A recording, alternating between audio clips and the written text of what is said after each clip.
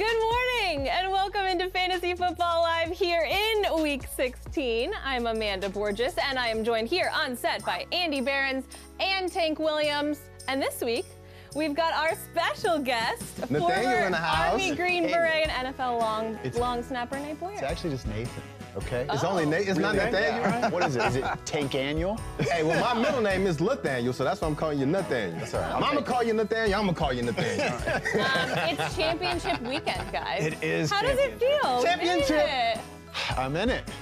I'm probably That's gonna lose. good. Congrats. I'm feeling a little bit Jameised today. Are you? I was not treated well yesterday, so we'll see how this goes. Okay, I'm sorry. It happens. It I'm in it. happens. I mean, at least you're in it because I am not. In our LA studio, we also have Liz Loza and Matt Harmon. They are holding down our social channels for us. Hey guys, what's going on this morning? Hello. Morning, last show of the year. Yep. How does it feel? Fantastic. I am representing the greatest Christmas show of all time today, by the way. Christmas Vacation, the greatest Christmas movie of all time. I will not debate that. Griswold Family Christmas here. Never seen it, but the best damn Santa Claus I know of is this Santa Claus, and I'm gonna pound, I don't know, a 12-pack once we wrap. Love it. Nice. All right, we cannot forget about our DJ, Bebop Rocksteady, spinning all of his original tracks throughout the entire show. Bebop. Oh, I man. don't know about you guys, but it's a little nippy in here. No. Kind of cold. They need an ISO cam on that shirt. Oh boy, this is gonna be fun, guys. Finally, joining us from frigid Colorado is Brad Evans. Brad, Hola, amigos! Happy holidays! I'm still shaking off the fog from the neighborhood Christmas party, so my takes are going to be terrible. I'm just preparing you now. All right, well, that's good to know. Thank you very much, Brad. Remember, this show is all about you. So if you need help with your roster, you can find us at Yahoo Fantasy on Twitter using the hashtag AskFFL. Now, Matt and Liz will be keeping an eye on that all morning long. And also, Scott Pianowski is answering questions live on Twitter. Or, of course, you can call into the show. The number is 877-FFL-GURU, and we will get to as many questions as we can. All right, before we break down what you need to do for Championship Sunday, let's see who's in and who's out today. Titans running back Derrick Henry will not play today. He's out with a hamstring injury. I know, it's a bad one. It's a really bad one. Jacksonville receiver DJ Shark, who was limited in practice this week with an ankle injury, will return to the lineup in Atlanta. That's a big one for Jacksonville. Cardinals wideout Christian Kirk, who was also dealing with an ankle, he is expected to play against Seattle this afternoon. And for the Monday night game, Minnesota's Dalvin Cook will miss Week 16 with an ankle injury. His primary backup, Alexander Mattison, returned to practice yesterday. Mike Boone is projected to handle the majority of that work on Monday night. We will talk about that a little bit later on. Real quick though, I want to bring in Brad. Looking at the top of that list, Brad, Henry with the late inactive tag. What are your thoughts on Dion Lewis here in Championship Week? Yeah, getting a gazillion questions right now on Twitter about Dion Lewis and player Y and a lot of head-to-heads, and a lot of them are actually involving Mike Boone. Like, these guys are not even remotely close. There's a major divide, a major chasm between a Mike Boone and a Dion Lewis. I view Dion Lewis more as a fringy RB 2.5-point PPR, full-point PPR leagues. I think there was excellent shot for him to get 14 to 16 touches. Many of those could come in the pass game, as the Saints have allowed 84 catches to the running back position this season. But the Saints are very stymieing and stingy between the tackles. So it's going to be tough sledding for the pint-sized running back to accumulate appreciable yards on the ground. But in terms of Mike Boone, if all systems go, he's going to be the theme of the show. I'm sure of it. And he's easily a top 12, maybe even a top 7 play this week with high volume in a primo matchup against those Green Bay Packers. Well, I guess somebody's picks changed a little bit then. All right, we'll get into that later. Fantasy owners are always looking for the most dependable option to help them week to week, so it is time to decide which flex options are made of reliability. This is presented by USAA, who help their members achieve a better tomorrow. Now, these players are made to help you this week, and we're going to keep it here on set to make some flex decisions. And Andy, you get to start us off. Oh, well, thank you. I appreciate that. Give me Greg Ward. Greg Ward, over his last 2 games, 18 targets, 10 receptions. He's got a touchdown. He has been targeted in the end zone repeatedly. This guy's fun. He's the only Philly wide receiver to even catch a pass last week. He's going to be targeted probably 8 to 10 times in this one. Fun matchup against Dallas. That thing is going to be a shootout. I love his potential to find the end zone in this one, catch 5 or 6 balls. He's a really fun story, too. He was a collegiate quarterback, spent a couple years on practice squads, now getting a chance, and he looks like a fantasy star for Week 16. Tank? I'm going with Devonta Freeman. So they're playing against the Jacksonville Jaguars, who are giving up the second most points to fantasy running backs. He played 80% of the snaps last week, and it's pretty simple. These guys are still playing for jobs. Like, the head coach doesn't want to get fired. He just got paid a couple of years ago, and he's trying to, maintain that salary. So those guys are all systems go. Juicy matchup. He's going to get a lot of volume. Devonta Freeman should go off for you today. All right, Nate, who's your guy? I appreciate that, Tank. And Andy gave me that insider information as well before. He is inserted in my lineup. I'm playing Devontae. But my pick for reliability this week is Mike Williams. So it's last home game of the year for the Chargers. We've got Phillip Rivers, maybe the last game. I don't know. Who knows? You never know with that guy, right? And Mike Williams has been trending in the right direction the last few weeks. Slow start to the season early. The last 2 weeks, he scored a touchdown. In PPR leagues, he's had in the upper teens. And I just think, between him and Keenan Allen, the ball's going to be in the air a lot today. A lot of opportunities, a lot of targets, probably a lot of catches, and probably another score. You know the most important thing? What's the most important thing? He's my cousin. I didn't know. Really? These are the Williams that we're accepting into the family. Oh, yeah, he's definitely The Williams connection. We'll talk a lot if we get to any more Williamses in the show. They're also his Yeah, as long as they're not garbage. Yeah. That was all brought to you by USAA, proud supporter of the military community. What you're made of, we're made for. Let's turn our attention to our fantasy freebies for the week. These are players who are under 25% started in Yahoo leagues, but they could have a big week. So let's send it down to LA to start us off. Liz, who you got? Well, it might be chilly outside, but I got one juicy peach left. Let's talk about Jonnu Smith, tight end for the Titans. I hyped him during Fantasy Damage last week, and I'm back because he delivered. Not only did he convert all 5 of his targets for 50 yards, but he also rushed his 3rd of his career, by the way, for 57 yards, giving you a 100-plus yard effort. I like him this week again versus the Saints. Now, I know that's a tough matchup, right? Here's the caveat. The Saints will be without stud safety Von Bell. So if you're looking to stream, especially with Adam Humphries, the team's slot man missing again, and remember, Smith has been on fire since Humphries hasn't been in the lineup, I think you can do just that and make him a top 14 play. I like that a lot. And, Liz, I usually have a certain set of rules that I like to live by. You don't stray off those. And one of those is you don't play running backs on bad offenses. And I'm going to go against that rule, though, this week because Washington actually is not that bad. And I think Adrian Peterson, it brings him right into focus here. Washington, over the last 4 weeks, they have a -4 point differential, which shows they're keeping games close. They're 2-2 record-wise. And Peterson has gotten 39 touches over his last 2 weeks, has made 2 end zone trips. Even against the Giants defense that has about 50 defensive tackles on their roster, I still like him to have a big game here because of Washington being able to keep the game close. That is how he's going to get a ton of looks, a ton of carries. And really, we know this team wants to establish the run. And I think Peterson is going to be that guy this week. And look, he's going to win people fantasy championships for what feels like, I don't know, the 10th year in a row. Whatever is old is new again. I like that pick as well. Brad, let's go to you. Who do you think? Yeah, let's go back to Liz's favorite position, the tight ends, and talk about Noah Fant, the pride of the University of Iowa. Pay me, Barons. That's a royalty. I think you got to throw that out there. Look, Fant has actually played really well here down the stretch. He's gone over 55 yards in 4 of his last 6 games. He's number 6 in terms of highest average depth of target among qualifiers at the position. And he's also number 1 in yak per reception, a glorious 8.45 in that category at tight end. And you look at the matchup, it's Detroit, Hello Kitties, our hairless cats defending the pass.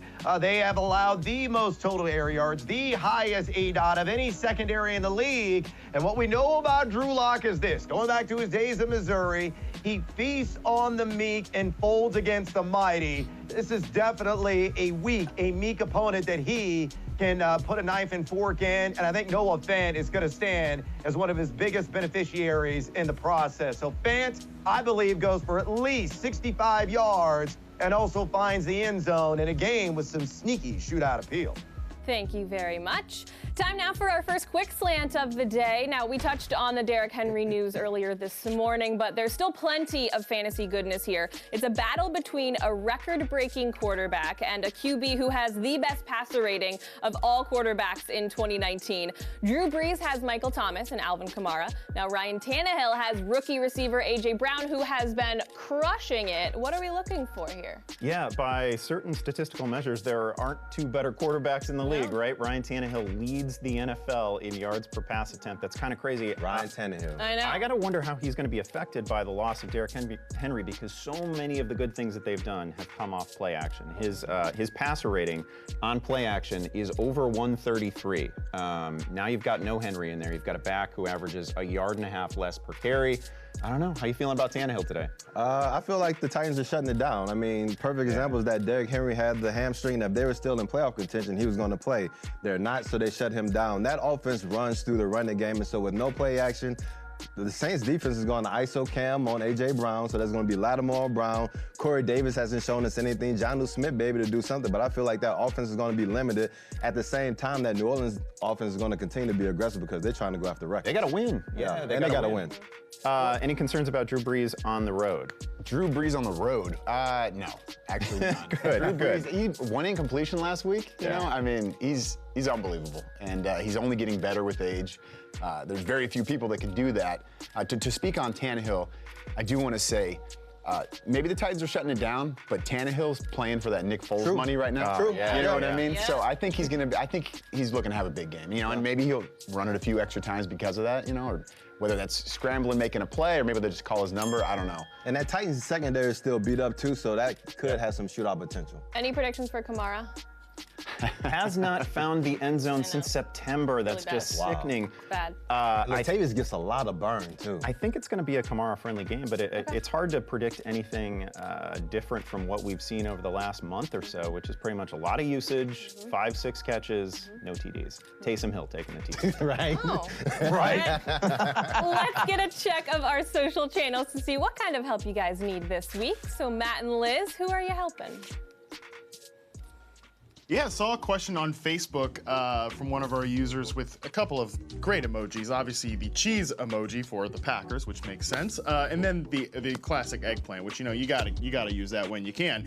But they asked Mike Boone or Aaron Jones, who are we ranking higher for Monday night? I mean, we're not going that far with the Boone hype. Yeah, well, so yesterday there was a report that Alexander Madison might play, which makes Boone a little bit riskier. Now it looks like Madison is officially out, at least according to the latest report that I have read.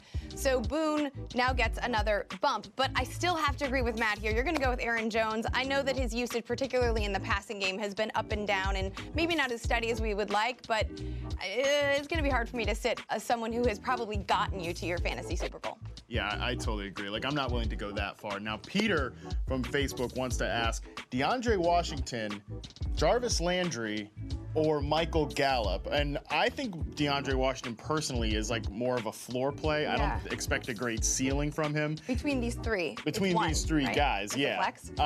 And it's a PPR, by the way. So, Okay, so- that matters a little bit for players like DeAndre Washington, who does have a nice passing game role. But still, I feel like the play here is Michael Gallup because of that ceiling in what should be a pretty high-scoring, fun game, and especially against a secondary that, even though they've gotten some of their starters back, they're still blowing a lot of coverage. Yeah, and I don't want to mess with the Ravens defense right now. I mean, also, the Ravens in this particular matchup have something huge to prove as they lost to the Browns back in week 4, right? And they don't want to play Lamar Jackson in week 17. They're going to come out hard. So I expect them to win in this one. I agree with you that Gallup is the ceiling play. Washington is the floor play if you have a riskier starter elsewhere. Yeah, I completely agree with that analysis. Like, yeah, I think it's just, you want to go ceiling here. This is it. This is what you've come here for. Pedro from Facebook needs 3 wide receivers out of these guys: Devontae Adams, Tyler Lockett, A.J. Brown, and Terry McLaurin. Ooh, these are nice choices. These are very You're good in your choices. Super Bowl. Yeah. Like, this is why answering week 16 questions are so hard. I'm like, you guys' rosters are like actually pretty good. So McLaurin, A.J. Brown, and Tyler Lockett and Devontae Adams. Adams and Lockett are Devontae locks. Adams, Yeah. right? And you need 2 more, right? Yeah. So the question is, are you sitting A.J. Brown now that Derrick Henry isn't playing? Because while volume might lean in his favor, I'm also worried about the effectiveness of the offense. So I am going to probably sit as much as he's been a rock star down the stretch, A.J. Brown. I don't think I can sit Brown because he's been so hot.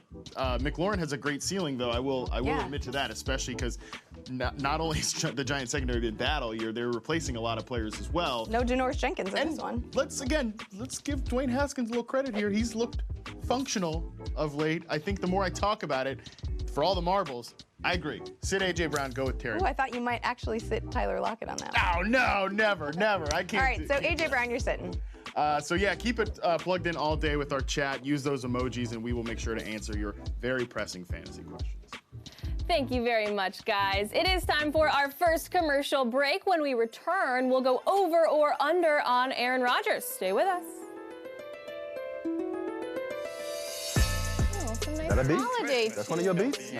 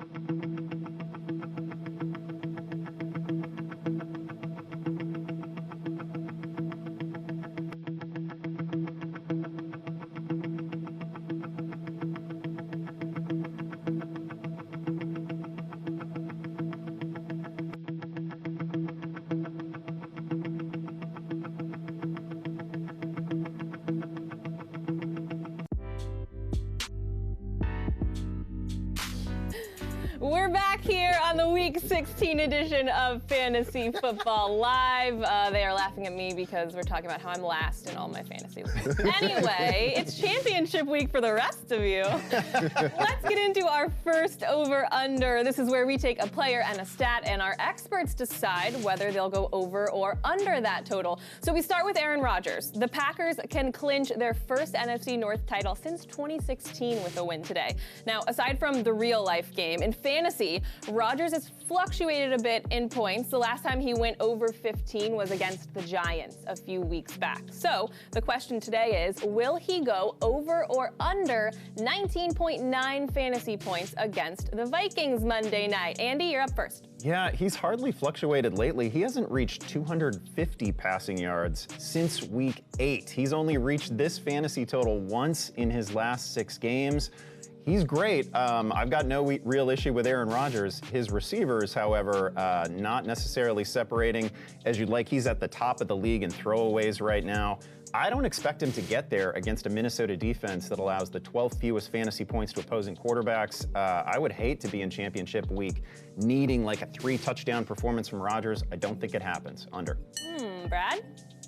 Yeah, I'm in lockstep with Mr. Behrens. I think he's going to be under this number as well. Look, only 4 quarterbacks have gone over this number against the Minnesota Vikings this season. It's not to say that they're invincible in this secondary. I mean, Xavier Rhodes is a shell of a player that he used to be. He's given up right around 120 passer rating to his assignments. Trey Waynes also stinks, but Rodgers largely conservative right now. Went for just 209 and a pair of touchdowns in the first matchup way back in week 2 between these two squads. So based on the recent trend, based on the matchup, and I think this is going to be an Aaron Jones heavy game, I think the under certainly applies.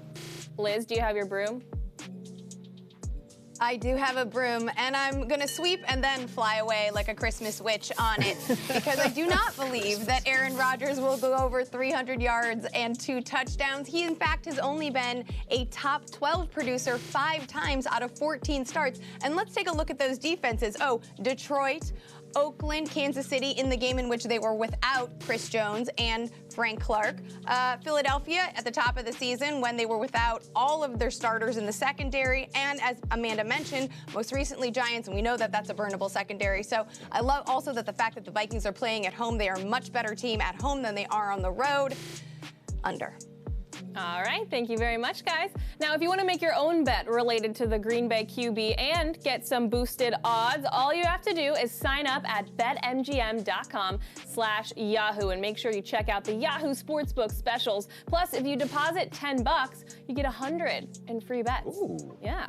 All right, as 2019 comes to a close, we thought it would be fun to take a look back on an awesome fantasy season and highlight some players who deserve MVP honors. Now, even though there were plenty of impressive playmakers, our experts have each picked one. So we're going to get everybody's MVP for 2019. Andy, would you like to start us off? I would love to start us off. I don't see how this isn't Lamar Jackson. He's the real-life MVP. He is my fantasy MVP. His Yahoo average draft position was 98.4. You barely had to reach within the first 100 picks to get him.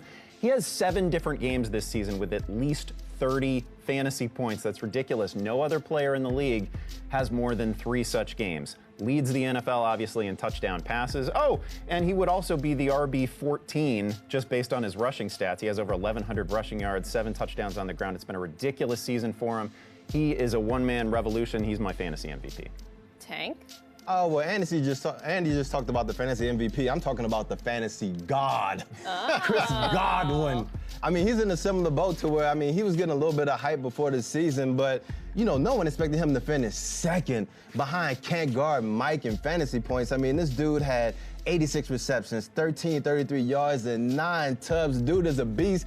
And Mike Evans was on the other side getting touchdowns and yardage too. So just imagine if he was the only receiver on the field. So if you get a guy that low and he balls so hard for you like Chris Godwin, it's hard not to show that dude some love. And a second run-up as MVP, the Pats defense. That's for sure. Oh, yeah. Brad, who's your guy?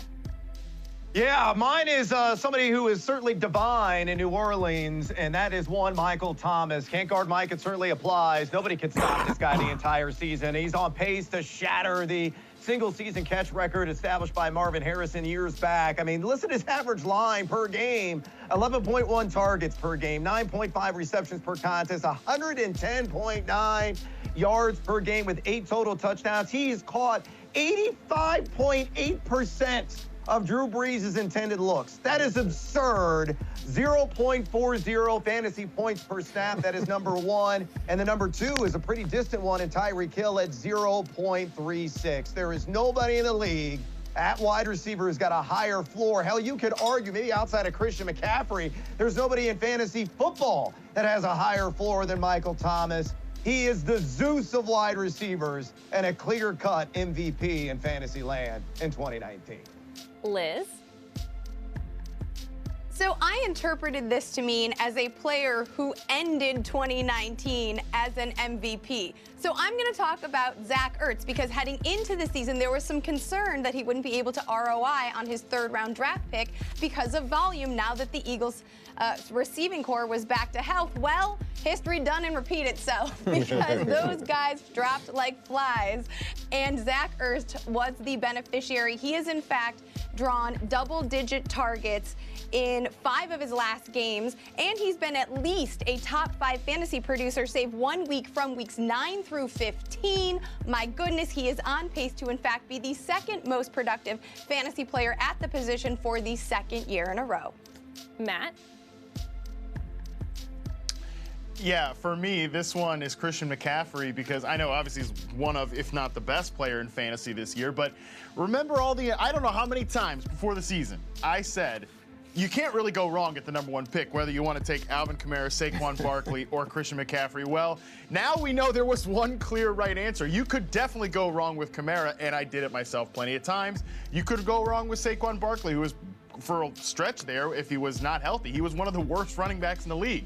Christian McCaffrey has been anything but. He's been a stud. He's basically been like having a stud running back and a stud receiver in your lineup. I mean, that brought you just an absolute hammer drop. To me, he's the MVP because if you took him in the top 3, you really had to screw up the rest of your draft to not win your league, pretty much. If only everyone could play that well. Thank you, guys. With that, we are going to head back to LA with Matt and Liz for our next quick slant. This one involves the Kansas City Chiefs and the Chicago Bears, who have officially been eliminated from the playoffs. Oh. Sorry, Bears fans. Bear down. But now that they're playing spoiler, what will the Bears bring to the table today, and how will they match up against Andy Reid's offense and, of course, Patrick Mahomes? Matt and Liz, you want to take this one? Yeah, the Bears are down. They've been bared down on.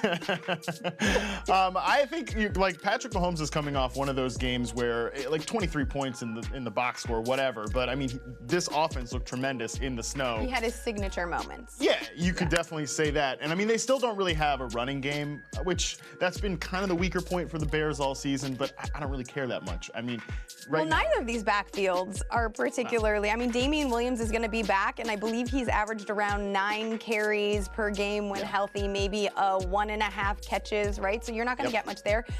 And David Montgomery should have a good game, but the ultimate should player. No, thank you. Yeah, I know. And in this game, though, I'm going to talk about Anthony Miller a little bit later in my wide receiver picks. But Robinson gets a tougher matchup here, but I still think you want to side on playing him because the volume is there. I think he's still pretty secure. He's been a top 15 play every week over the past 4 weeks straight. Few things make me happier than to hear those words come out of your mouth, Liz Loza. Now, I think on Kansas City side, like I said, it's pretty simple. Keep it with Mahomes, Tyreek Hill, Travis Kelce. Don't be messing around with anyone else. Travis Kelce, by the way. I mean, after football, how about a career with the Postal Service? Because neither rain nor sleet nor snow can stop him. He even had that rushing touchdown. I mean, how gorgeous. Now, yeah, I mean, this matchup isn't totally filled with a ton of fantasy greatness, but we have filled the allotted time. So if you don't have anything else to say, I think throw this thing right on back. Nicely done. Time now for Shootout or Shut Down. This is where we go over the high and low Vegas point totals for a couple games, and we see what that means for you, the fantasy owner. So we start with Arizona at Seattle, and just as they've done for every game this season, the Cardinals enter this one as underdogs. The Seahawks are favored by 9.5. What do we think? Yeah, I think we have the NFL's number 30 and number 32 pass defense. I think both quarterbacks are really strong plays. I'm having a tough time coming up with somebody that you shouldn't start in this one. I don't know. How do you feel? Highest point total on the slate. I mean, Seattle needs to win, so you know they're going to come out aggressively. Arizona plays with a lot of pace, which gives you that shootout appeal. So like you said, I mean, it's really hard to find a bad matchup on the slate, which means fire up everybody.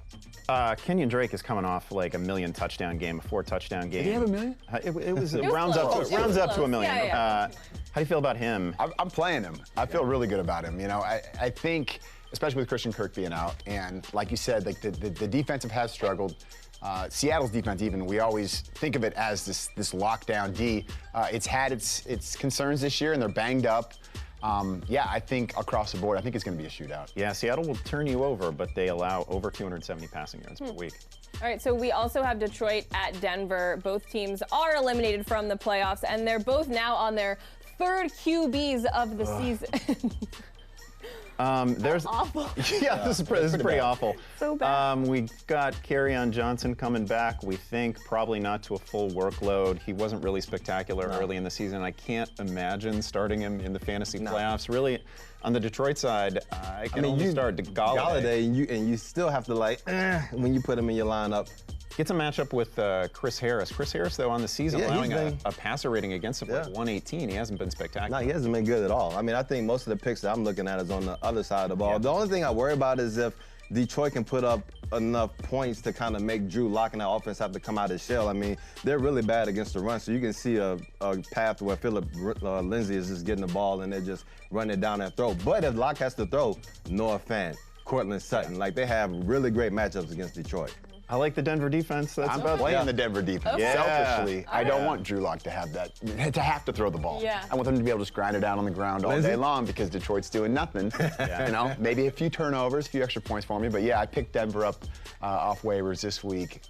Only time I played them all year, or even thought about them all year, to be honest. But they're playing well. Yeah, no, it's and good. I Detroit's think they're still struggling. available in about a third of Yahoo leagues. A really strong play. Get them. Yeah, Fingers get them up crossed too. for you, Yeah. Nate. Fingers Thank you. crossed. It's time to get social again, and for that we head over to Liz and Matt and Brad, who will help out. Hey guys. Yeah, I've been getting a lot of questions about Joe Mixon, across all social media sites. So let's kind of go around on this one. Liz, where do you sit with Mixon right now with the reports that he's battling a stomach illness, but of course he's got that great matchup against the Dolphins, and he's been red hot of late.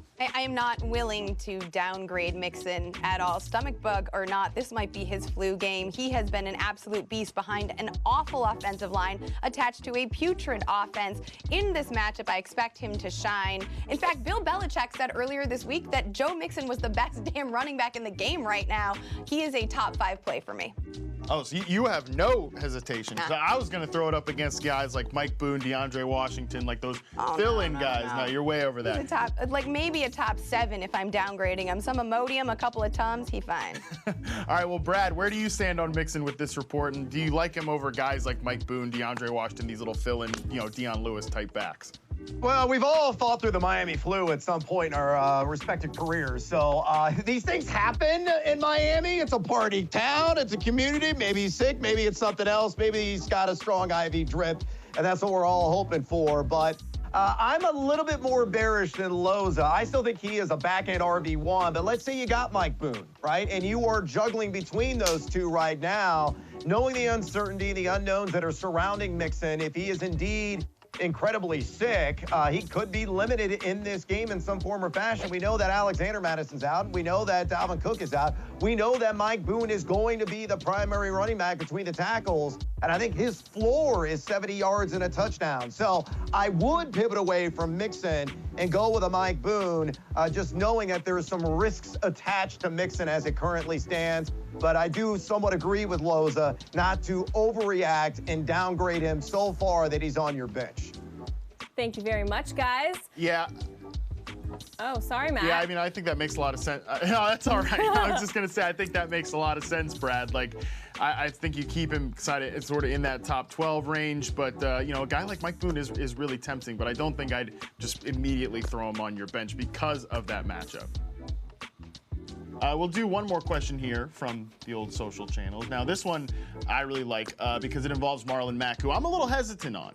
We've got Marlon Mack, Miles Sanders, and Kenyon Drake. We've got to pick 2 of this group. Mack obviously coming off a nightmare game, probably lost some people. Right, but game flow certainly was part of that. But people will be nervous. But you are not nervous. I mean, I have Mac ranked ahead of both of these other guys. Okay. So to me, it's whether or not you're sitting Drake or who was the second one?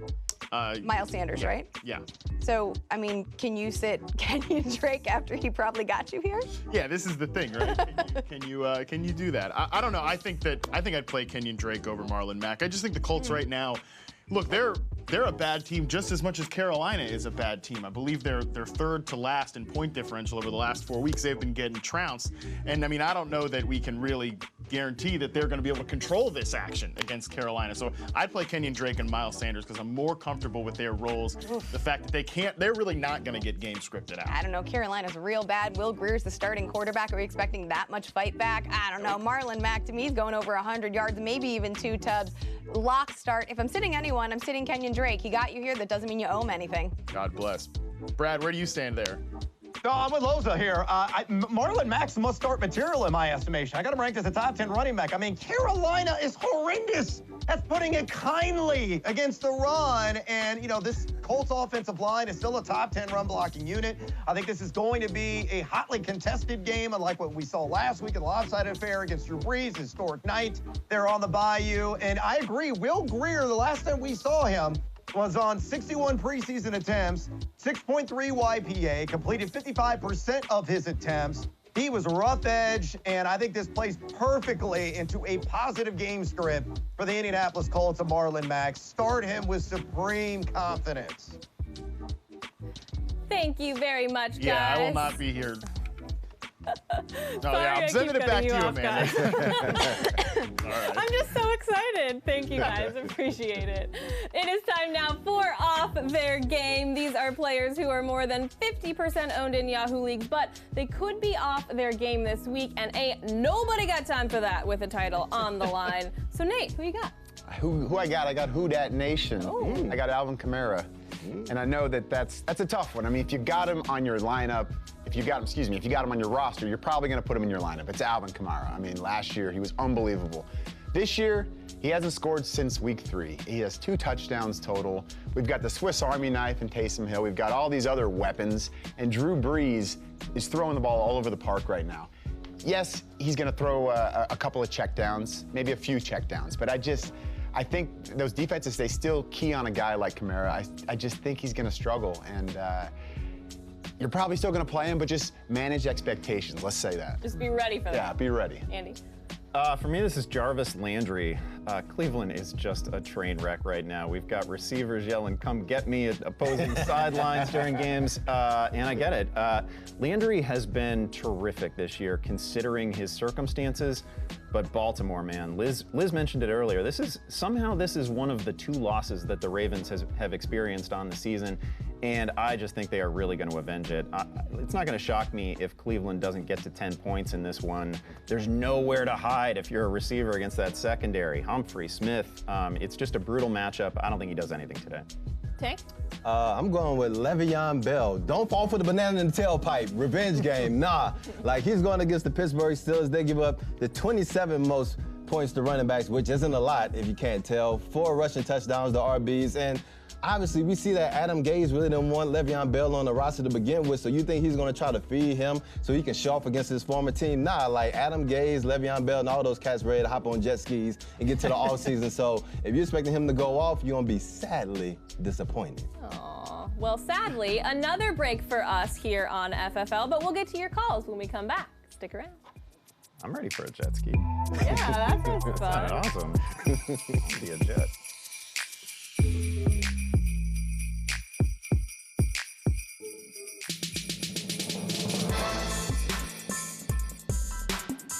You don't know me, you feel free to judge. Coming out of high school, you were what? 4-star? No star. You no-star recruit. No star. Protocol is injury or not, gonna go on. The players don't always get the courtesy. All right. I gotta do what I gotta do. Obviously, there's some lines even ambassadors shouldn't cross.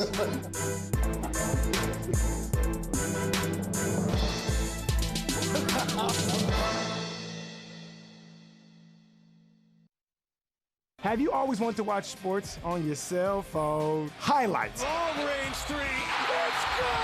Headlines. Breaking news, Baker Mayfield was snubbed for the Pepsi Rookie of the Year. How you feel? And guest stars. You watching The Rush. Yahoo has you covered every day. I hate your pick. I hate your pick. Welcome to Mad Bets, Yahoo Sports' weekly gambling show. I don't want to bet on the Jets versus the Bills. Oh, I don't even want to watch that game. You don't want to bet against the Saints at home. There's no money to be made on the Saints. If you're betting to get rich, you might as well play the lottery. All right, Jared.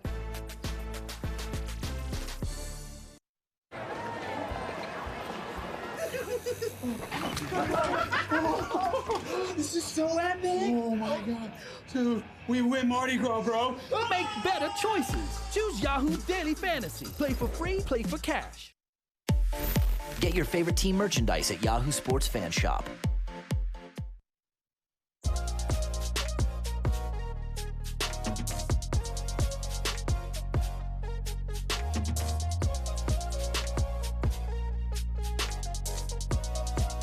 Yahoo Sports Fantasy Football Live is presented by USAA. Welcome back to FFL. We're going to check in on the phone lines now and get to some of your roster questions. Remember, the number to call is 877-FFL-GURU. First up, we have Adam in Toronto. Good morning. What's your question? Hi, everyone. How's everybody doing today? Chilling. Wonderful. How are you? I lost Derrick Henry this morning, which was devastating. So now I need, in a standard league, I need 2 out of the 4 players for my flex position. So I do DeAndre Washington, Adrian Peterson, Scary Terry, or Le'Veon Bell. Scary Terry. Well, we know Tank's not going to pick Le'Veon. Nope. Yeah, I'm with him. I'm with him on Le'Veon. I'm actually playing DeAndre Washington here, and I'm gonna play Adrian Peterson. I think Terry McLaurin has a really good chance to find the end zone, but Peterson's gonna see. I think this is one of the things where you have to say, look at who you're playing against. Like if you need some upside in your lineup, then you go with like a scary Terry. But if you need like a safe floor because you probably have that matchup in hand, then you go with the running backs because they have a high floor. It's a better way to put it. If I'm looking for floor here, I'm going with the guys that are definitely going to get 15 to 20 touches. McLaurin's got a good shot to find the end zone. He's the guy here who has a chance at a blow-up week. But Washington and Peterson are just flat out going to score. You were talking about McLaurin earlier. Yeah, I like McLaurin here, and I like DeAndre Washington as well. But yeah, I think that I don't know what to think about that game, honestly. Skins and Giants, I really don't. I mean, it could be super low scoring and just a battle, or it could be super high scoring because the teams are just inconsistent and you don't know what you're gonna get out of the rookie quarterbacks there. I don't know, but I do like Terry over Adrian Peterson. I will say that. Next up, we've got Carlos in New Mexico. Good morning. How can we help? Hey, good morning, guys. Just calling about replacing Dalvin Cook. I have the option of using. I have. Please say Mike Boone. Yeah, I missed on Mike Boone, so then I have what players that are available, and I'm blanking on them right now. Thanks, guys. DeAndre. It's not looking good for you today. Oh, no. Wow, we witnessed a man quit. Literally anybody on the phone, he's like, he's out. Oh, we did, and Brad, I was going to send that to you. I was hoping you could help out with that. Well, here's the good news. Our esteemed producer, Daniel Harris, actually texted me the names from this caller that he just absentmindedly forgot about. So he's inquiring about Kerryon Johnson, our Laird and Savior, Patrick Laird, and Damian Williams. And of course, the big news for the Chicago Bears, Akeem Hicks, is going to be sidelined once again, and he's the premier run stopper for this defense. So, you know, Kerryon's a wild card. He is assuming to get probably 14, 15 touches in a somewhat difficult matchup on the road against the Denver Broncos. I'd probably pivot away from him given the accumulated rust. So it comes down to Laird and a great matchup against Cincinnati or Damian Williams against the Hicksless Bears front. And honestly, I think I'm going to go Damian here.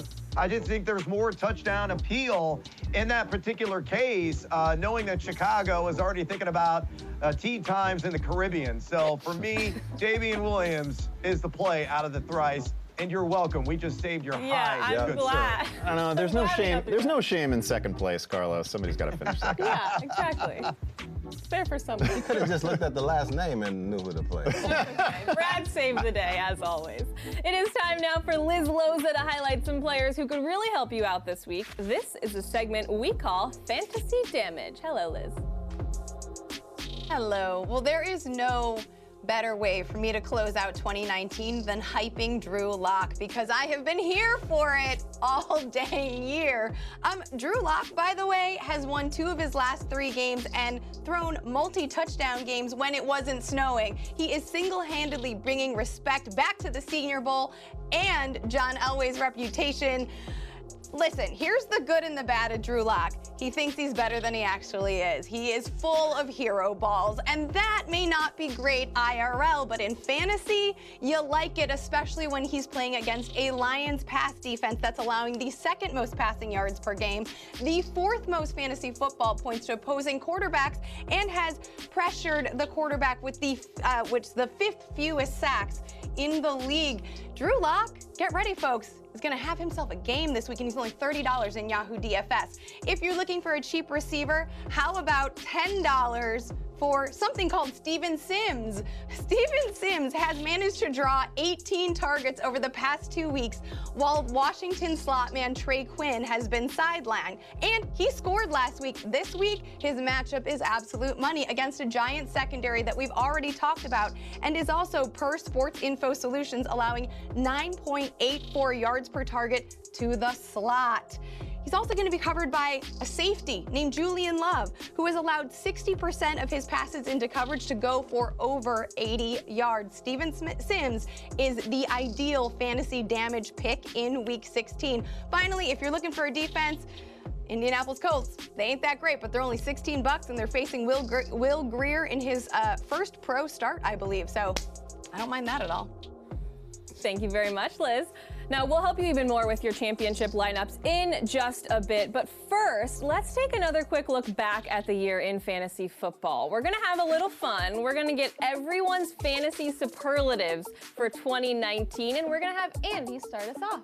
Yeah, give me unlikely hero Kenny Golladay. I just want to shout out the guy who is right now the wide receiver 3 in standard fantasy leagues. He's doing this with David Blau, and Jeff Driscoll has been his quarterback, and it has just been so bad for him. But he's found the end zone twice in his last 3 games. He's scored 3 touchdowns with those 2 throwing passes to him. He's maintained his fantasy value. He has over 1,000 receiving yards and 10 touchdowns on the year. I'll just say it again, with Blau and Driscoll as his quarterbacks for half the season. Just absolutely heroic work this year. Tank?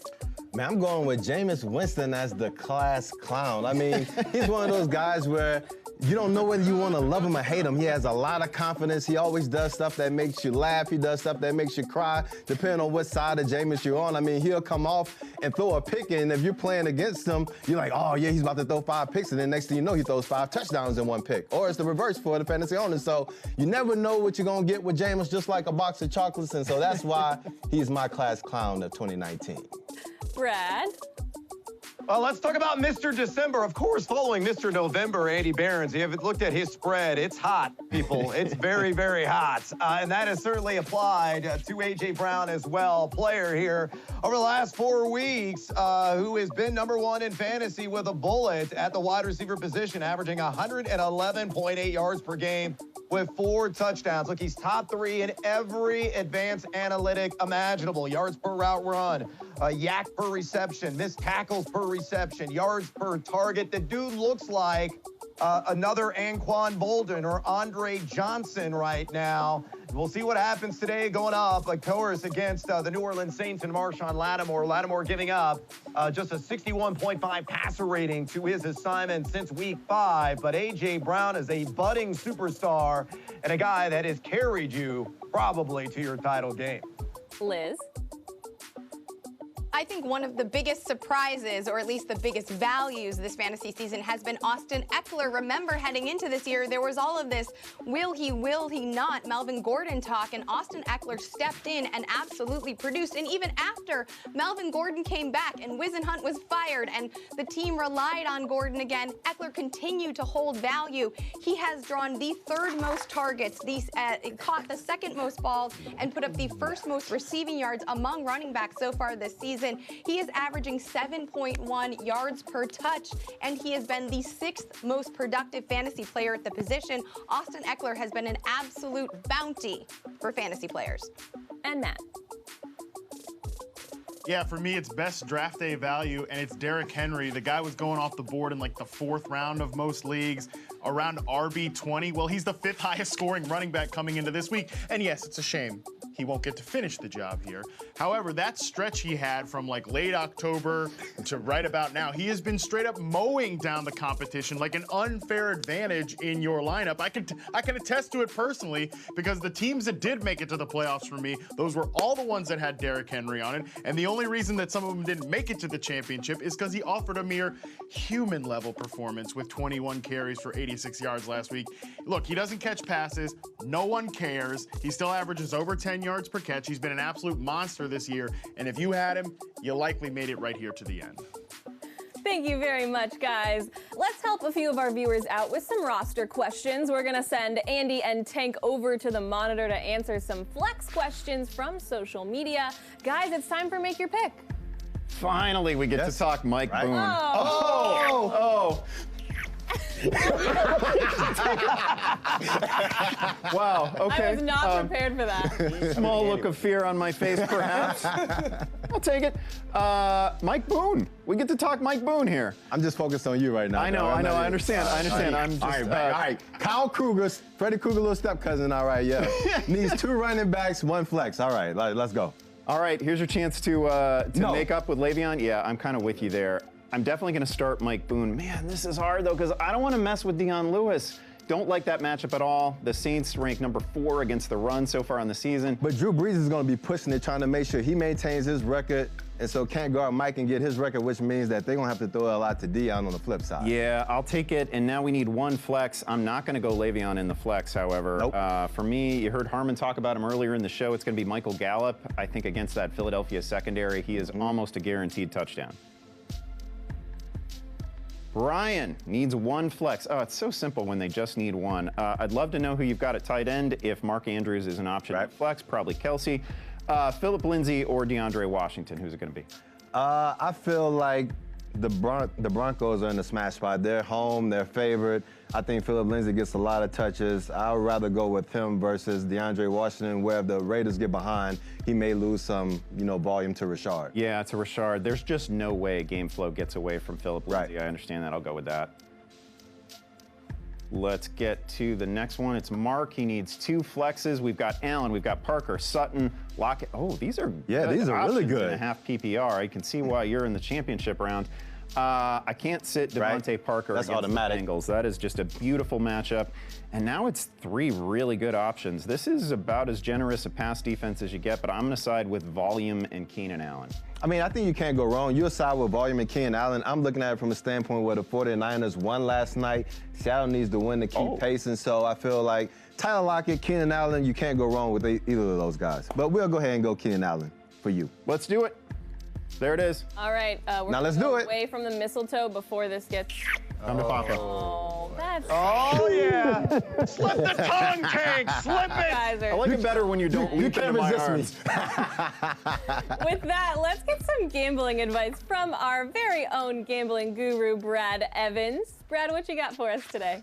Any mistletoe on your let's end? fade the noise one last time. Your boy has been encased in ice somewhere on Hawk here recently. It's been a struggle. It's real. Look at the over-under, 8-9. Oh, that's terrible. 15-13 against the spread. You're still not hitting the 54.2% needed to cover the juice and actually make money. So this is why we call this fade the noise. Do the opposite, and chances are you're actually going to profit. Let's start off with a matchup in the Great Northwest between Arizona and the Seattle Seahawks. The Hawks laying 9.5 in this one. I'm going to avoid the line. I'm going to focus on the total here. Arizona's hit the over in 4 of its last 6 contests. Seattle has hit the over in 12 of its last 18 games. In fact, 7 of Seattle's last 9 games against NFC West opponents, it's gone over. There's defensive struggles galore here on both sides of the ball. Hammer the over on the 50.5. Only 51% of the public spread tickets actually doing that right now. Let's go to my Chicago Bears going up against Kansas City in a game that has no business being on prime time.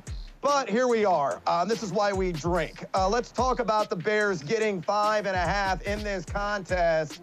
And if you look at the public spread ticket action, it is very much lopsided in favor of Kansas City. 85% of the public spread tickets right now hammering the living daylights out of the Chiefs. What does that mean? The Bears are probably going to be more competitive than you think. KC 5-1 ATS the last 6. Chicago, meanwhile, just 2-8 ATS in its last 10 games. Maybe I'm drunk. I have no idea. But I'm taking my Bears and the points plus the 5.5.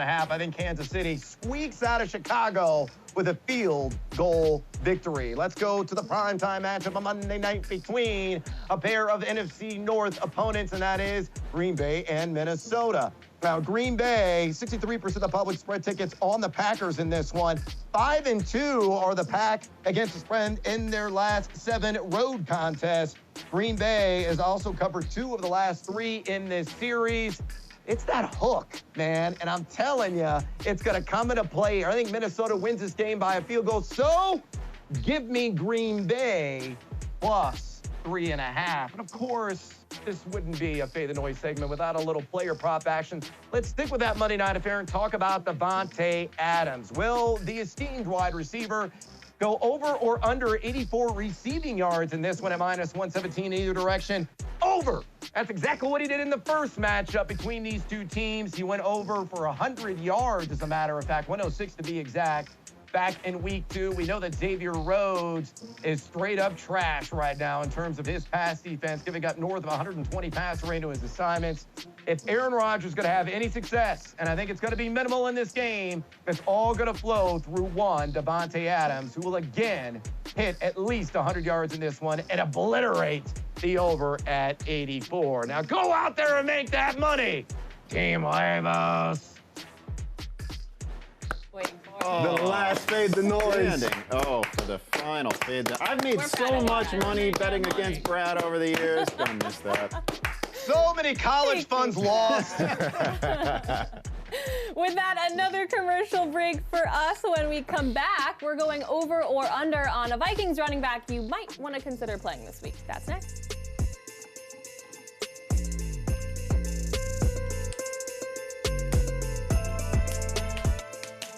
We made USAA Bank for members like Cassie. She's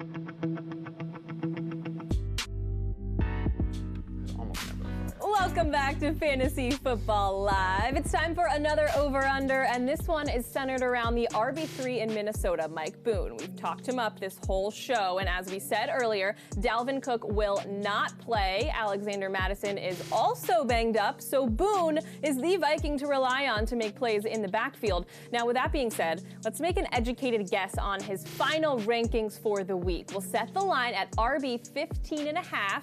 Over being a lower ranking than that, under being higher than 15.5. There's a lot of math involved here. Tank, did you get that? Can you weigh in on this? Oh, yeah, I got that. And I'm going with he's going to go over. He's going to be in the top 15. And I feel like when we were kind of talking about this before, a lot of guys were thinking that he wasn't going to be in the top 15. And so I'm interested to hear what these takes are going to be. I think it was because they were worried about Madison, but Madison wasn't practicing. Their home favorites. He got 13 carries when Dalvin Cook exited the game last week. So you know if they're playing for all the marbles against the Green Bay Packers, he's going to go ham against them on Monday Night Football. So I'm going over, but I'm just more anxious to hear the takes from the other guys and see if they're going to go with me or not. Oh, Brad? Yeah, I think Stanford's education did not really kick in there for Tank Williams. He meant to say under because he said he's going to be in the top 15. So we're all on the same page here, Tank. Oh, so we're all on the same? We're all on the same the page, spreadsheet brother. wasn't clear then. Yeah, I know it. I wrote the question. It's probably my fault. It's a little bit confusing, but under 15.5 means he's inside the top 15 this week. Hell, I think he's going to be inside the top 12. For all the reasons we've been talking about earlier on in the program, you know, the Green Bay Packers giving up 4.7 yards per carry, the running back position, 152 total yards per game, 15 combined touchdowns, 8th most fantasy points. He's going to have the volume. Don't be worried about Amir Abdullah. This is a run-first system. I said it before, and I'm going to say it again. The floor for Boone on Monday night is 70 yards and a touchdown. Matt, can you please make sense of this for us? Help us. Yeah, whichever one of these two options is the good one, I'm going to go with that. I'm pretty sure that's There we go. As Cousin Eddie from Christmas Vacation says, you went out and you got yourself something real nice on the waiver wire, and that was Mike Boone, baby. He is going to control the script here. Minnesota always does that when they're at home, especially when they're favorites. And hey, he's the fresh legs here in December, the C.J. Anderson of like 2013 to help win you your fantasy championship. All right. Thank you, guys. An ugly sweep, but a sweep. Kind of a sweep. Yeah. Not a traditional sweep. Okay. For the final time this year, Matt Harmon gets to tell us what he likes and dislikes at the wide receiver position this week. So, Matt, who can fantasy owners trust in championship week? No pressure.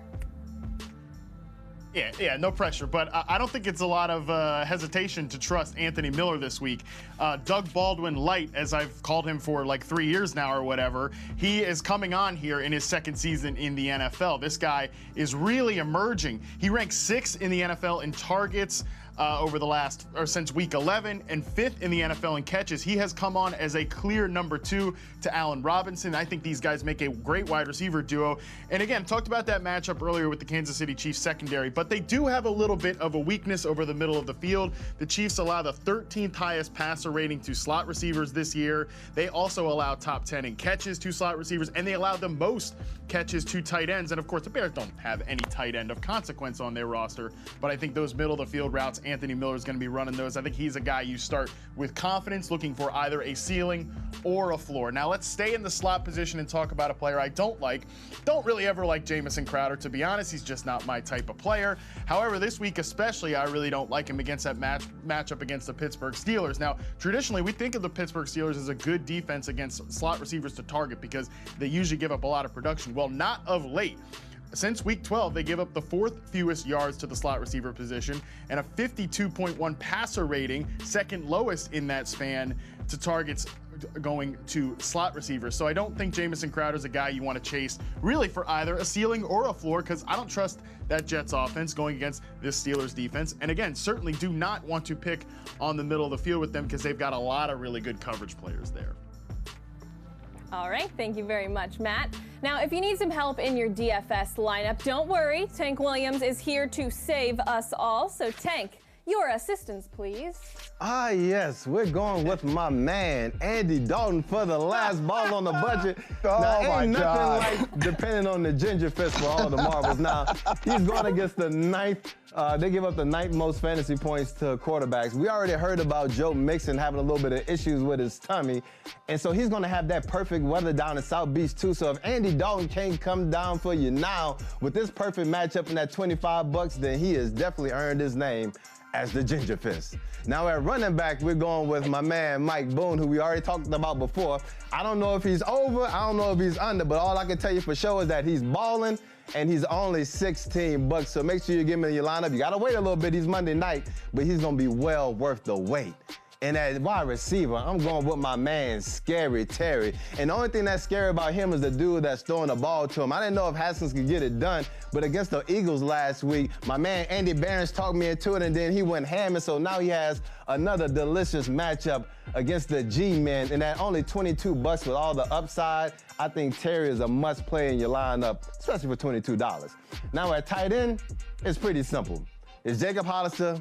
They playing against the Arizona Cardinals. They give up the most fantasy points, the most yards, the most touchdowns to tight ends. Seattle actually schemes up plays for Hollister in that red zone, in the middle of the field. So even though he's $19, a lot of guys who are your more viable players are in that range. So go with the best matchup. Jacob Hollister, he's the layup. Don't miss the layup. And that defense, I'm going with the Denver Broncos if it switches. We ain't switching, but we still going with the Denver Broncos because who are they playing against? Detroit Lions. Right. Who's the quarterback? I don't know. Blau. Yeah. This dude has thrown 3 interceptions, I believe, in the last couple of weeks.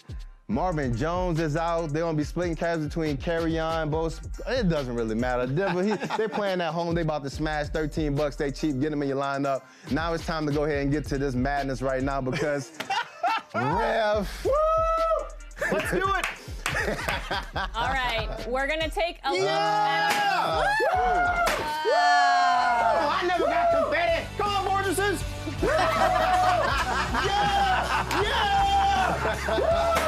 Oh, it feels so good to be a champion. Oh, Oh, it's raining victory. Yes. Really? Oh, yeah. Oh, it's magical. Oh my goodness. Woo!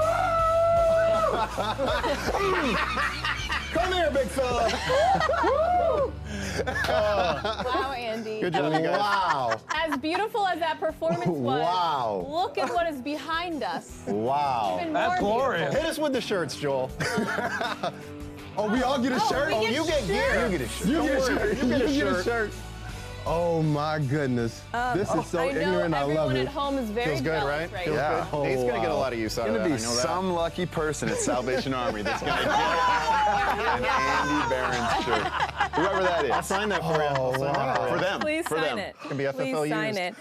In case anyone's confused about what's going on, Andy Behrens has won Yes, he our did. season-long DFS competition, and we've even got champagne. Oh, we got the Yeah, we do. triple too. Yeah, we do. Wow. This is like the guy that brings his own stuff to his birthday party, like the cake, Oh, wow. the drinks, like he's prepared. This You is, might be right about that. The ignorance Get the is strong in Reverend today. Yes, we do. Wow.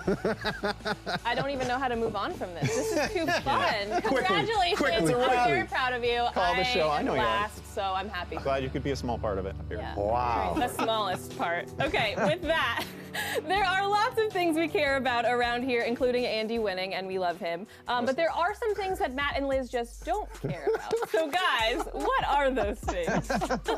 Wow. I mean, I don't know if I care about this segment. At this point, who cares what we have to say? That was the show. We should just end it early. I don't know. Also, I've never been so happier to come in second place. That was incredible. Yeah, right? My God. There's no way anyone else winning that would have been this fun. No, but what we don't care about. So here's back to serious business. Well, first of all, I don't care about these damn Bears anymore, but that's beside the point.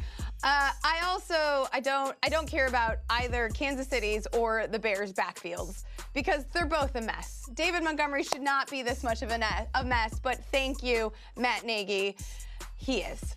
And Damian Williams and Spencer Ware, LaShawn McCoy, whatever. This Darwin crowd. Thompson, let it go. I don't care if Akeem Hicks is out. I don't care if Kansas City's vulnerable versus the run. Neither one of these backfields is worth discussing. Yeah, that's been like the fool's errand all year. It's like, man, the Chiefs, they do struggle against the run. Well, who cares? Because when the offense is getting that big lead, it doesn't even matter, really, if you can run the ball on them. So, yeah, I agree. Don't care about that. There's really only, 5 players to care about in this game. Mahomes, Tyreek Hill, Travis Kelce, the 2 Bears receivers. The rest of it, get the hell out of here. It doesn't matter.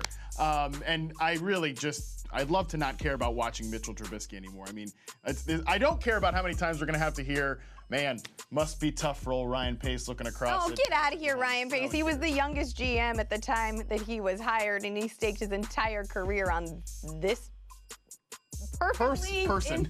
This human being, this human entity. This entity. Congratulations. So there you go. Don't care. Merry Christmas, Chicago. All right. At least you have Andy Behrens. Now there is a champ, a hometown hero to be proud of. Oh, I can't Is wait for hometown this celebration hero. when I land at O'Hare tonight. I'm sure the city is going to turn out. There's a parade tomorrow. I might have to make a call to the mayor. Talking to Mayor Lightfoot's office this week. Yeah, it's going to be something. It's going to be special. Parade. Right when I think you can't get any more ignorant, you go and do something like this. It's at Iowa And education. totally redeem yourself. Oh my goodness. All right, we have to pop this, so we're gonna take a commercial break. But when we come back, we're gonna help you make your picks for today and also in 2020. Stick around. Woo! It's magical, right? This is magical. I can't even throw confetti.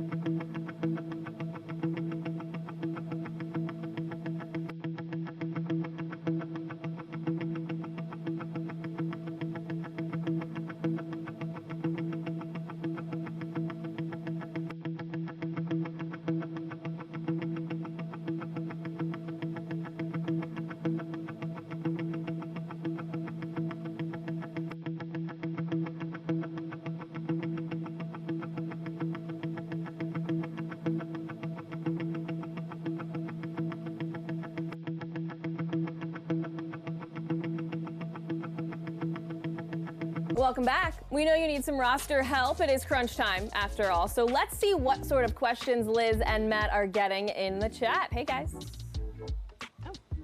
Well, it is, it's the end of fantasy season here, and that means it is the beginning of brunch season. So we have mimosas here. So we're boozing as we're answering these questions. So, good luck to you. But our first question comes in. We both got this on Twitter. You're going to drink right after that and make me look like a wino? What's it? I mean, when you're talking, I'm going to drink. When I'm talking, you drink. It all works out. Let's give some advice. If it makes you feel better, here we go.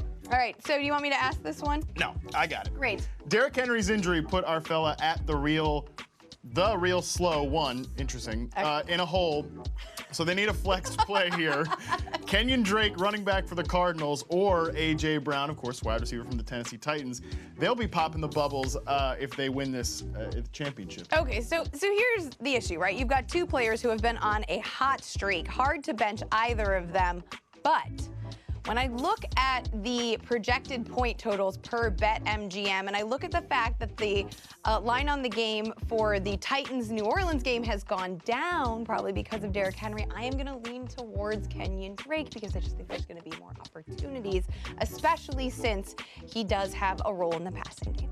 I completely agree with you. I think Kenyon Drake is in a good spot here. The Cardinals probably want to play a little bit of a spoiler here to their division rivals. And Kenyon Drake right now has proven that he needs to own this backfield. Yep. And Cliff Kingsbury's run game system has been good pretty much all year. It's December, and that means it's always Kenyon Drake season. How beautiful. Can't wait to fall into this trap next year in my fantasy drafts. So cool. All right, let's hit the chat room. We've got a quarterback question and a running back question here from Brian from Facebook with football and championship emojis. Let's hope you get one of those. Matt Ryan or Dak Prescott? Who do we like more? I think this is clearly Matt Ryan. Matt Ryan, the guy without the bad shoulder? Without the bad shoulder and playing the tanking Jacksonville Jaguars. So easy one. Let's move on to the running back question. Marlon Mack or Phillip Lindsay? Who do we like more this week?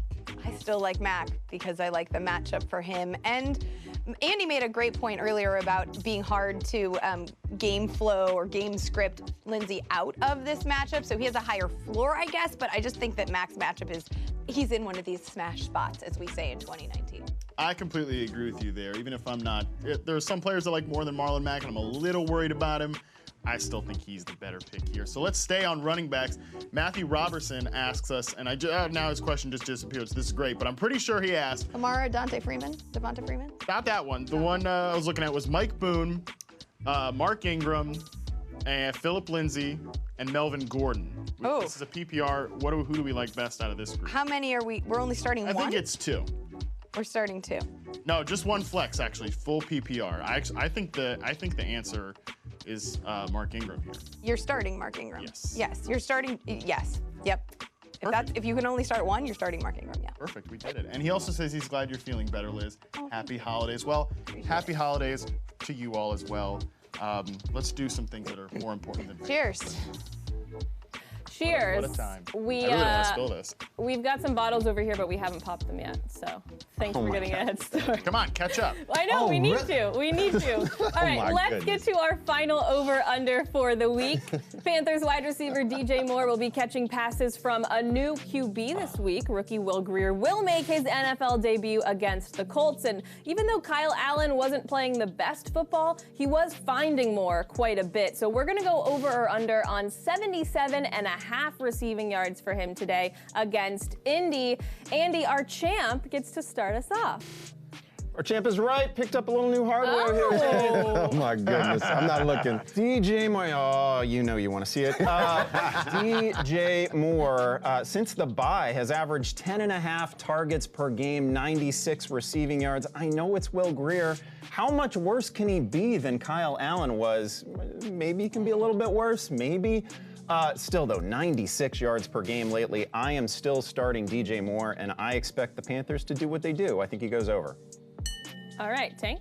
I'm going under. I mean, I feel like the game script will probably be in his favor, but the Indianapolis Colts, I mean, they're going to probably be run heavy with Marlon Mack with the best matchup for all running backs going against that Carolina run defense. And at the same time, we're going to have Will Grier. So what are they going to probably do? Lean on Christian McCaffrey. He's going to probably throw it to tight ends and stuff like that to be safe, protect them. So I don't really see a path for him going to 77.5 yards, so I'm going under.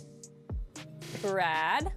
I'm in agreement with Tanklin on this one. I'm also taking the under here. Look, I mentioned it before. Will Greer's preseason numbers were terrible. 6.3 YPA, 55% completion rate on 61 attempts. Yeah, that was eons ago. Maybe observational learning and practice reps have smoothed out some of those rough outer lines. But are you really going to trust your fantasy title game on the arm of Will Greer? I mean, it could be 5-6 catches for DJ Moore, but he ain't cracking 70 yards. No chance. Even in a plus matchup, I am firmly under the 77.5. Yep. And he doesn't have 2 first names. Andy's feeling confident just because he's the winner. You've got this glow about you. I do feel like I can will things to happen. Yeah, exactly. That's true. All right, so we already looked back on the year, which means all that's left to do is look ahead, which I'm happy about because my fantasy year was pretty stinky. So who will we want to draft first in 2020 and why? Everyone is weighing in on this one, and we start with Liz. Oh, I don't want to go first on this one. I took the contrarian. No, I'm not going first. How about that? Produce it differently. I took the contrarian answer. Nope. All right, what about Matt? Nope. Matt, you can go first. There you go. Yeah, well, fine. I'll go with the safe pick here. It's Christian McCaffrey. You don't have to think too hard about this one. Not only was he great this year, there's a pretty good chance. I think at this point, the odds are more favorable that Cam Newton is back in Carolina as the starting quarterback.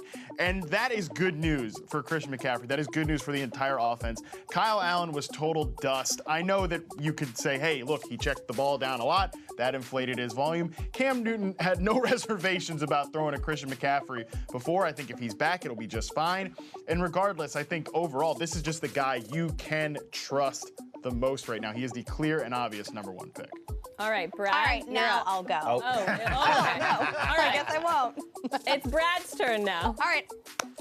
All right, well, I'm gonna go against the grain just a little bit here. This person needs to be in the conversation, especially if it's a full PPR league, and it's Michael Thomas of the New Orleans Saints, a guy that I mentioned was my MVP this year. I mean, Christian McCaffrey is gonna be the runaway #1 overall, but I mean, this guy is a king of consistency. Since week 4, he was inside the top 10 in 9 of 11 games. His floor is 115 catches. I know that Breeze, there's some uncertainty, when he's coming back and everything else, but still, as long as they're on the field together, him and Thomas, with that just incredible, unbreakable chemistry and bond that they have forged, he's a guy that, like I said, is going to get you at least 115 catches, probably going to be in the line of 1,300 to 1,500 receiving yards, and will probably be in the 8 to 12 TD range. So Thomas, after Christian McCaffrey, has to go #2, but take him at #1, it's not outlandish.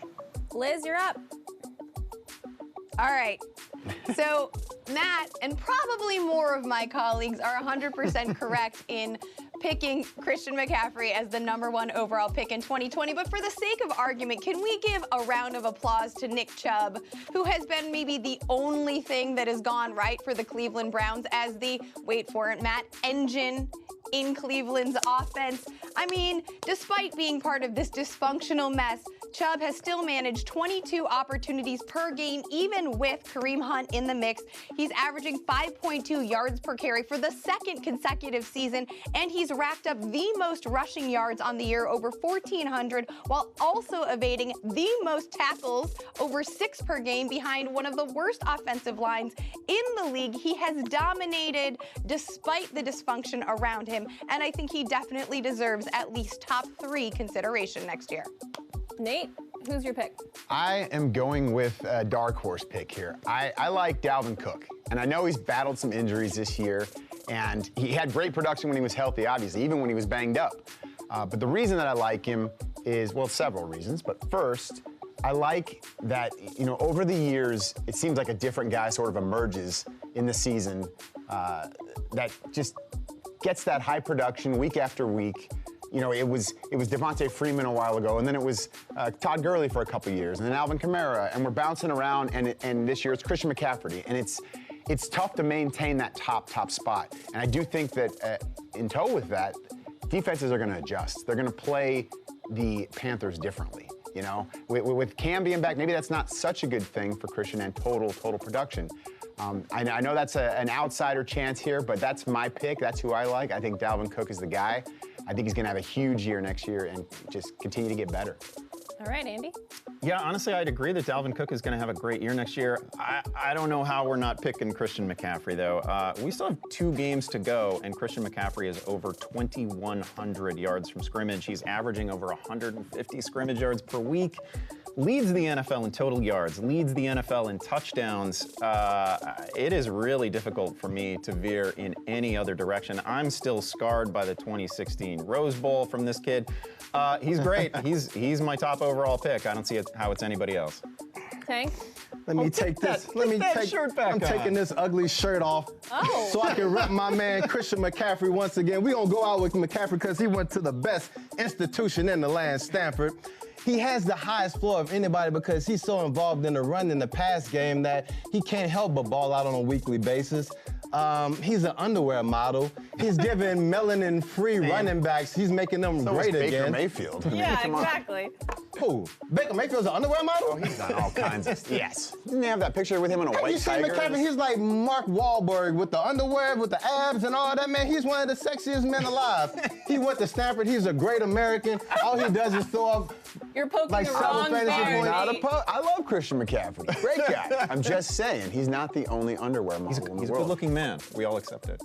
I'm not saying Baker Mayfield should be an underwear model. We're going to handle he just this is, off literally. camera because we're going to take a break. No, we're going to take a break, then we're going to handle this on camera. Don't you talk about my Christian McCaffrey. Let's do it. I didn't talk Don't about go him. anywhere. I just said so is. We've got a special end to the season. That is coming up next. Let's do it right now. I will wait.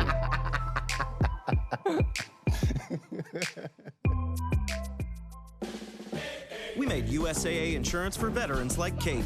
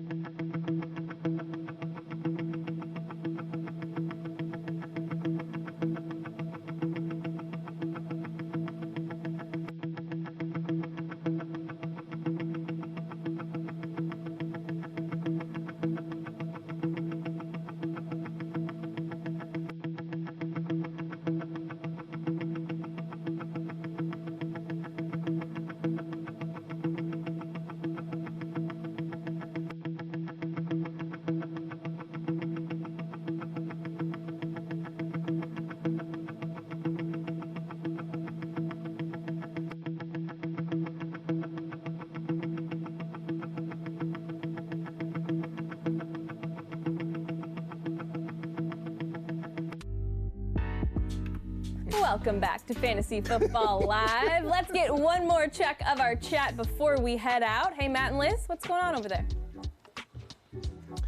Yeah, we've got some good questions here to close this one out. Tyson from Facebook asks us, James Conner or Adrian Peterson? I will say, what's up? What do you think? AP. Yeah, I agree.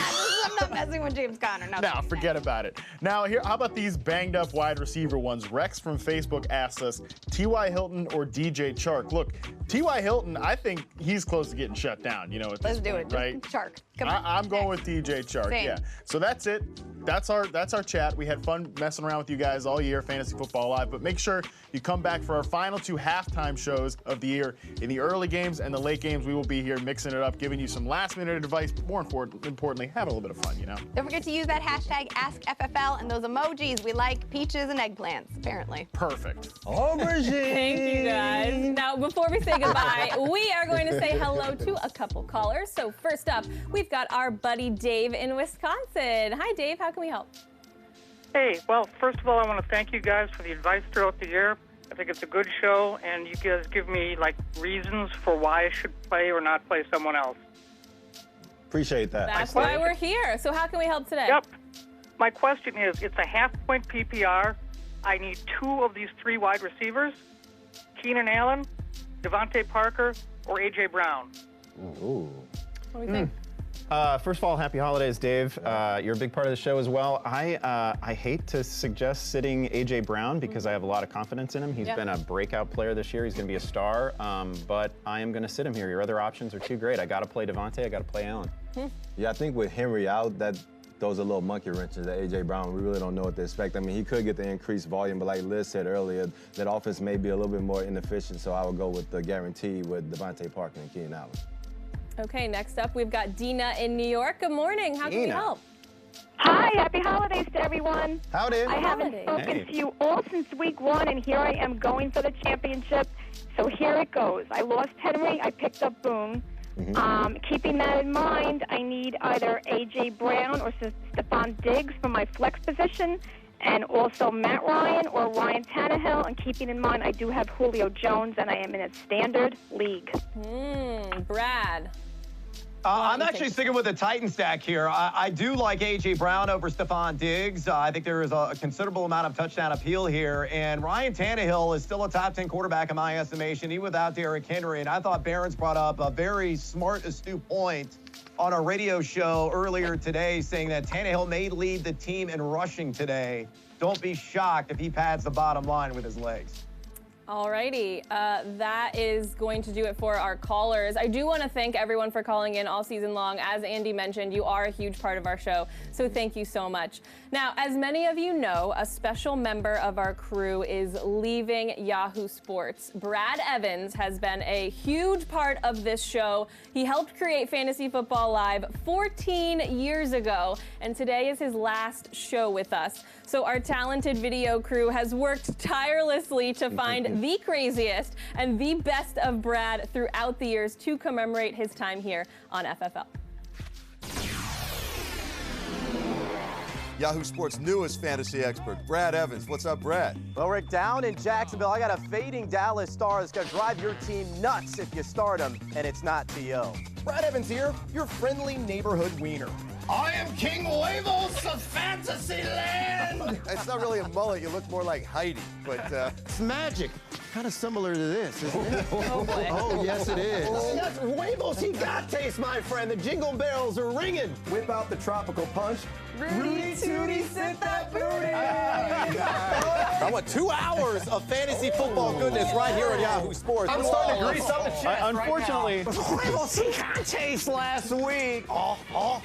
Pierre Garçon. We know the big noise. We know that there is a party going on in Texas. Let the festivities really begin. A party bus of women pulled up. It was one girl's birthday, and it was like a flash mob of twerking. Brad clearly doing his dad dance. So we're about to get crunk, right? This is the dumbest idea in the history of Fantasy Football Live. Oh, yes it was. Oh, wow.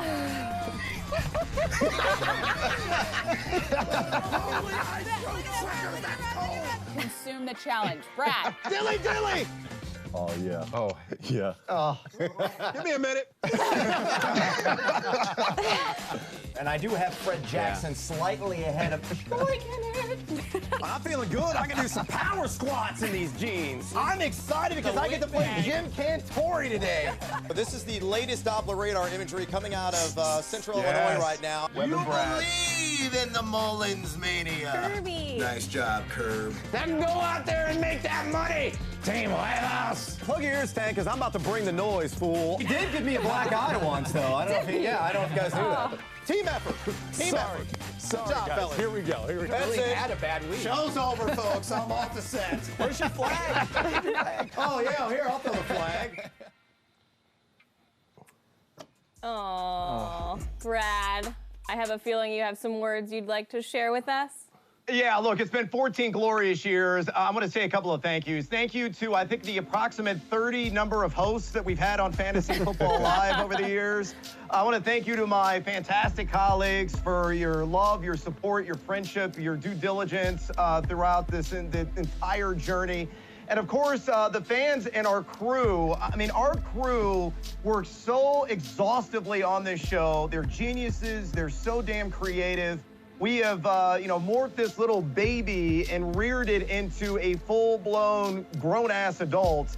And I'm so proud of our accomplishments, the awards that we've achieved, the audience that we've built. So I thank you everyone, for Fantasy Football Live and me just playing a small part in its success. Andy, do you have any words for Brad? I've never done this job without Brad as one of my teammates, so this is a bummer for me. But obviously, I'm still going to be working with you in some capacity somewhere, man. Love you. You're the best. Love you too, man. Thank you, Brad. It's going to be very different without you, but thank you for creating such an amazing thing that we all get a part of. We're very, very, very thankful for you. That will do it for our final show of the season. It's truly been a pleasure for me in my first season on the show.